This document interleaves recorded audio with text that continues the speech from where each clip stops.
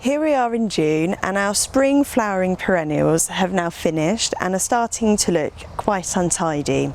This Papaver here is obviously over and is starting to produce these seed pods, which can be very ornamental if left on the plant and left to grow and dry. However, it takes a lot of energy for the plant to do that, and we want the plant to remain healthy and strong for next year so we get an even better display. So what we're going to do, because the foliage is also a bit rough, we're going to just cut it about this much, and then you can do the same.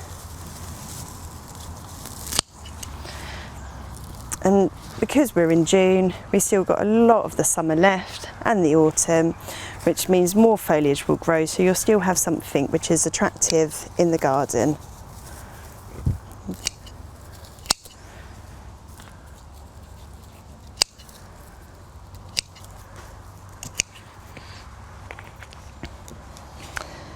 So again, it's as simple as that.